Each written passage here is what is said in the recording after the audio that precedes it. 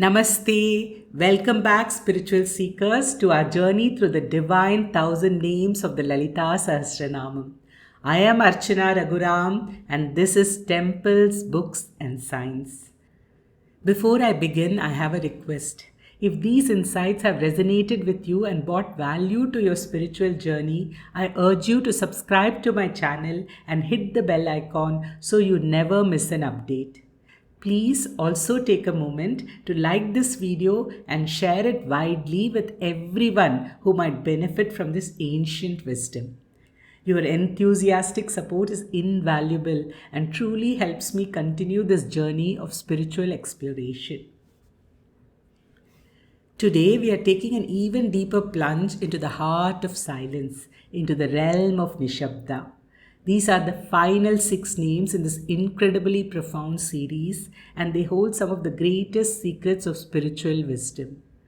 From Niradhara to Nishprapancha, 132nd to the 147th name, the Sahasranamam painted a magnificent picture of the goddess's Brahma Swarupam, her cosmic form as the very essence of the entire manifest universe, the macrocosm. We gazed upon the vastness of Brahman itself. As you might recall, the names took a fascinating turn with Nireeswara. The Sahasranamam gently yet powerfully shifted our perspective. It was like zooming in from the infinite cosmos to the intimate depths of our own being. This next set of names, including those we will explore today, are dedicated to revealing the Atma Swarupam, the goddess as the very self that pervades our body and mind. Through exquisite choice of words in these upcoming names, the Lalita Sahasranamam doesn't just describe the Atma, it illuminates the incredible truth that the very same Brahman, the cosmic ultimate reality, resides within each of us as our own Atma. What secrets do these names hold for our liberation? Let's find out. We will begin with the 150th name in the Lalita Sahasranamam, Niravadhya. This powerful name means flawless, blameless or without fault. As you might recall, the 135th name, Nirmala, also emphasized the goddess's absolute purity, describing her as she who is free from all impurities. So, what's the key distinction here? While Nirmala highlighted the goddess's inherent purity, a state of being unsullied, Niravadhya emphasizes her absolute flawlessness and blamelessness from the perspective of our innermost self, the Atma. Goddess Lalita, our very Atma Swarupam, is inherently flawless, blameless, and entirely without fault. Think about all the imperfections, the perceived faults, the guilt, the shame we often carry as individuals. Niravadhya reminds us of a profoundly liberating truth. Any perceived imperfections or faults in the individual do not and cannot touch the pristine Atma. Just like the vast sky remains untouched by the clouds that pass through it, or a mirror reflects images without itself becoming tainted, the Atma remains eternally pure and unblemished. It is, as the scriptures declare, asparshacha mahan suchihi, untouched and supremely pure. Your karmas, your experiences, your life's ups and downs, none of them cling to the Atma. They are played out on the stage of the ego and the mind, but the witness, the sakshi, which is our true self, remains perfect and unblemished. This is precisely what Lord Krishna meant in the Bhagavad Gita when he proclaimed, Yayenam vetti hantaram yaschainam manyate hatam ubhau tauna vijanito nayam hantina hanyate. He who thinks that he kills or that he is killed does not understand. The self slays not, nor is slain. The Atma does not act, nor is it acted upon. It is the eternal, silent observer. And then there is an even more profound meaning for Niravadhya. It also means one who is free from hell. Why? It's a natural consequence of being blameless. Because no karmas truly touch the Atma, it is fundamentally unblemished. Hence, the concept of heaven and hell, which are based on the accumulation and consequence of karma, simply does not exist for the Atma. They are the experiences of the mind, the ego, and the subtle body, but never of the pure, untouched Atma, our true self. So, as we meditate on Niravadhya, let this truth sink deep within you, beneath all the layers of conditioned existence. At your very core, you are the flawless, blameless, untouched divinity. You are the goddess Lalita in her Atma Swarupam. This understanding is not just philosophical, it is the key to true liberation and an unshakable inner peace. Before I move on to the next name, I want to leave you with a question. What does it mean for you to truly embrace this flawlessness within you? From the flawless nature of the Atma, we now move to the 151st divine name, Niranthara. This name means she who is forever continuous, without break or difference, and without divisions. It emphasizes Devi's eternal, unbroken, and pervasive presence. Once again, you might notice a resonance with an earlier name, Nishkala, which meant she who has no parts or divisions. Just as Brahman, the ultimate reality, is a unitary whole, not composed of separate components, Niranthara reiterates that our Atma too is without divisions. This is where the mind often boggles, isn't it? How can my seemingly limited self be the all pervading Brahman? How can something seemingly so individual be utterly indivisible and continuous? Vedanta offers a brilliant analogy to help us grasp this. The Ghatakasha Nyaya, or the space enclosed by jars analogy. Think about space itself. What exactly is it? It's the all pervading expanse that contains everything. Ask yourself, can you truly divide space? Imagine a room filled with many pots. Each pot appears to enclose a limited amount of space within it. The space inside the pot might itself feel limited by the pot's dimensions, giving a sense of this is where I begin, this is where I end. And if the pot ceases to exist, it feels as though this space also ceases. But in actuality, the space was never truly divided. The space doesn't exist in the pot, rather, the pot exists in the space. So, why does the space inside the pot feel limited? Because it has identified itself with the pot. It has forgotten that it is that all pervading space that contains all the stars, galaxies, and the entire universe itself. And instead, it has started believing that it is merely the pot. So, every crack in the pot affects it. It's constantly reminded of its fragility and mortality. So, what does the space inside the pot need to do to become one with the all pervading, changeless, flawless space? It has to do nothing at all. It simply has to change its perspective. It has to recognize that it is not the pot. All the apparent divisions, all multiplicity and limitations do not belong to the space. Space is divisionless and eternal. This profound realization is exactly what our Upanishads proclaim. Mayyeva sakalam jatam mayi sarvam pratishtitam mayi sarvam layam yati tad brahmadvayam asmyaham. From me alone is everything born.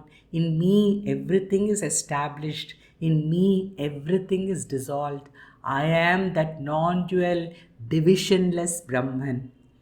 The realization of this non-difference, this inherent oneness with Brahman, removes all fears, including the ultimate fear of birth and death. Just as pots may come and pots may go, but the space goes on forever, so too Men may come and men may go, but the Atma, the all pervading, eternal, divisionless consciousness, will go on forever.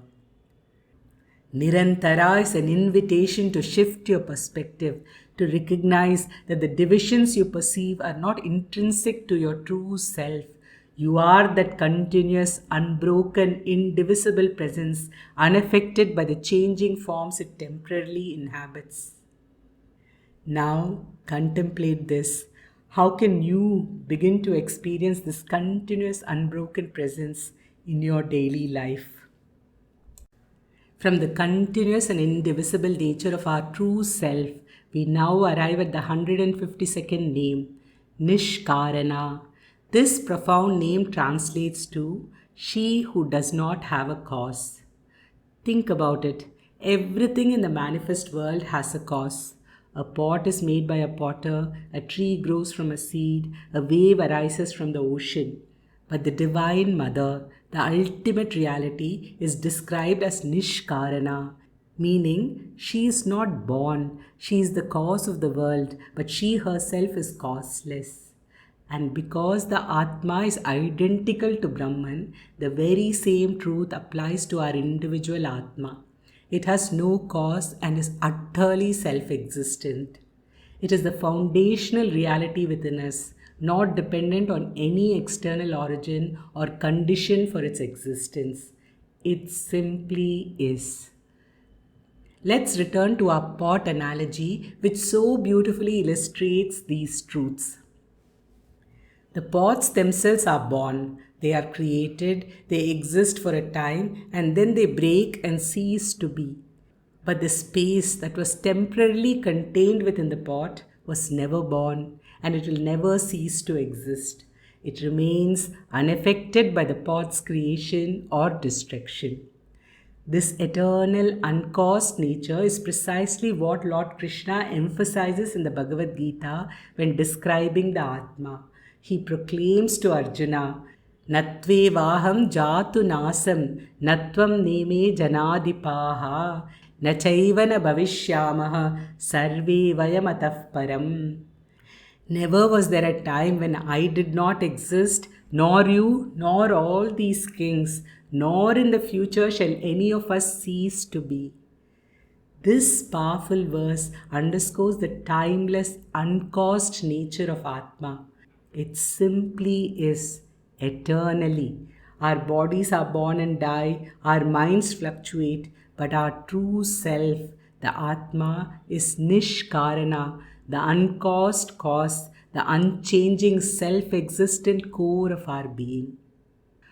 To truly grasp Nishkarana is to realize that your essence isn't a product of circumstances, genetics, or upbringing. It is the timeless, independent truth from which everything else arises. What impact would it have on your daily life if you truly lived from the understanding of yourself as the uncaused, eternal Atma? After understanding the uncaused nature of ourself through Nishkarana, we now arrive at the 153rd name in the Lalita Sahasranama, Nishkalanka. This name beautifully translates to she who does not have blemishes, faultless, devoid of sin, or without any stains. To truly appreciate Nishkalanka, let's briefly recall two names from the section describing Devi's Brahma Swarupam, her cosmic form. The 133rd name, Niranjana, described her as she who is devoid of any blemishes or scars, stressing her freedom from the stain of ignorance, avidya. And the 134th name, Nirlepa, meant she who is free from all attachments, highlighting her freedom from the bonds of karma and the attachments that characterize conditioned existence. Now, with the names Niravadhya and Nishkalanka, the Sahasranama mirrors these profound truths, but from the perspective of our own inner reality, the Atma. Niravadhya emphasized the Atma's faultlessness and blemishlessness, much like Niranjana. Nishkalanka, meaning devoid of sin, directly corresponds to Nirlepa, which emphasizes being unaffected by karma. It highlights the Atma's freedom from the bonds of karma and their associated attachments. Just as punyam and papam of karma do not affect Brahman, similarly, all the actions of our body and mind do not affect the Atma. Punyam and papam, sin and virtue, touch only the upadhis, the temporary coverings of the body, mind, intellect, and subtle body. The Atma itself remains utterly pure and unblemished. This is why Krishna says in the Bhagavad Gita, Jnanagni Dagda Karmani, the fire of self-knowledge burns away all karmas. When you realize you are the Atma, none of your actions can truly bind you. The notions of punyam and papam only affect the transient body and mind, never the eternal, stainless Atma. For a spiritual aspirant, achieving the state described by Nishkalanka isn't just a concept, it's a profound spiritual goal. To know yourself as Nishkalanka is to experience ultimate freedom. It means letting go of the burden of perceived sin and guilt, recognizing that your true essence is eternal and pristine. It's an invitation to step into a state of liberation where you are untouchable by the stains of the world, much like a lotus leaf remains unaffected by water. Reflect on this profound truth. If your core essence is stainless, what would it mean to live from that space of inherent purity every single day? Building on the understanding of the Atma as stainless and unblemished, we now explore the 154th name in the Lalita Sahasranama, Nirupadhih. This powerful name means she is devoid of upadhi, a carrier, body. The term Upadhi in Sanskrit refers to a physical body that acts as a carrier or vehicle for consciousness. Our common understanding often leads us to believe that the Atma lives in the body, meaning the body is the carrier of the Atma and that Atma cannot exist without it. Let's revisit our pot space analogy to clarify this. This notion is similar to the space inside a pot, thinking that it cannot exist without the pot itself. The space appears to be limited and defined by the pot. But we know the space is truly boundless and existed long before the pot was made and will continue to exist long after it breaks. Similarly, the Atma only appears limited or conditioned due to its association with various upadhis such as the body, mind and the senses. However, in reality, the Atma is identical to the limitless, unconditioned Brahman. It isn't carried by the body. Rather, the body, mind and senses are temporary manifestations that appear within the all-pervading consciousness of the Atma.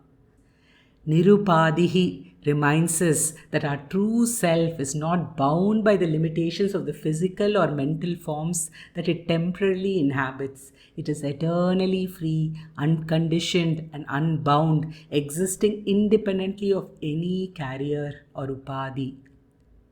What does it mean for your freedom to recognize that you, the Atma, are truly Nirupadhih, devoid of limitations and inherently unconditioned?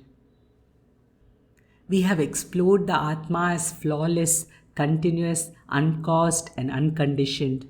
Now let's turn to the 155th name, Nireeswara.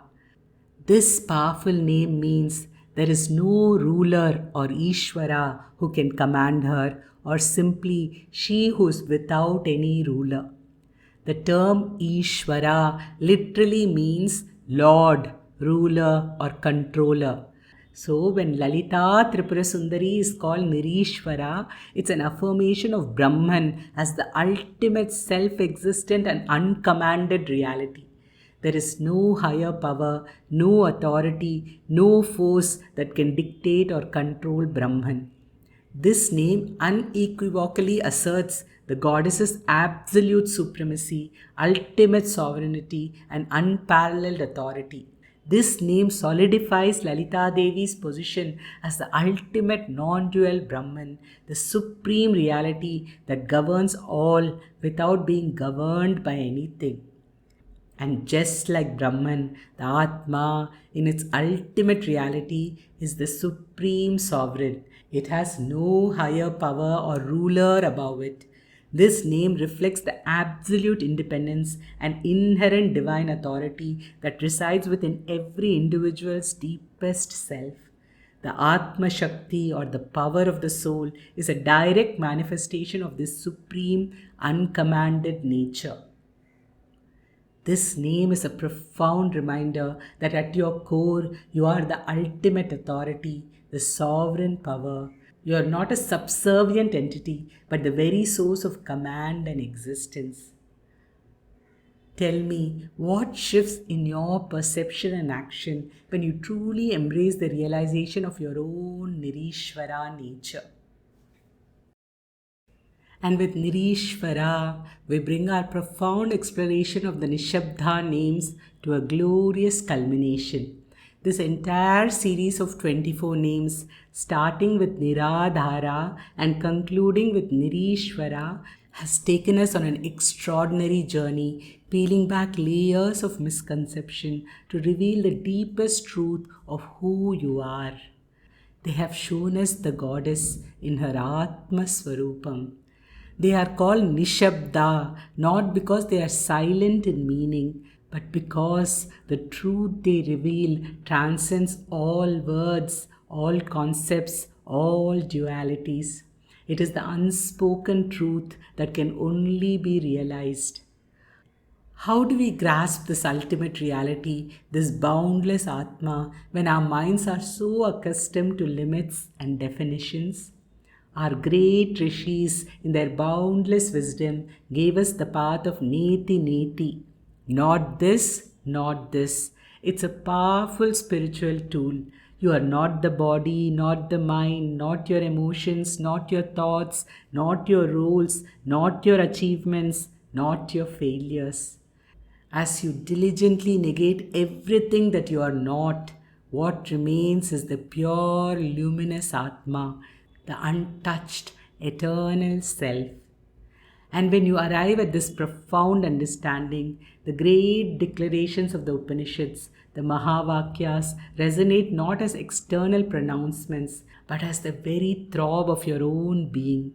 They become your truth, not just something you hear. Tattvamasi, the universe, the Brahman, the absolute is you. Aham Brahmasmi, your very self is Brahman. Prajnanam Brahma, the consciousness that illuminates your experience, is the absolute Brahman. I am Atma Brahma. This very Atma within you is the boundless Brahman. This is not mere philosophy. This is the highest and the most sacred knowledge known to humanity. It is the supreme liberation. To realize that your individual Atma is none other than the all-pervading Brahman is to dissolve all fears, all limitations, all suffering. It is to recognize the divine symphony playing within you, a symphony that is eternally harmonious with the entire universe. This understanding transforms not just your perception but your very existence. When you realize that the goddess Lalita in her Atma Swarupam is the essence of your being, you recognize your own inherent divinity. You realize that you are the Nireeswara, the one with no overlord, because you are the overlord of all existence.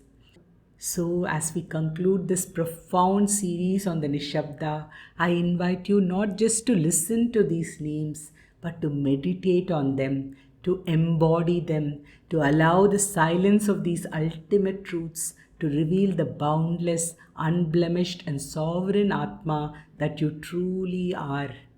For in that realization lies the ultimate peace, the ultimate freedom, and the ultimate joy.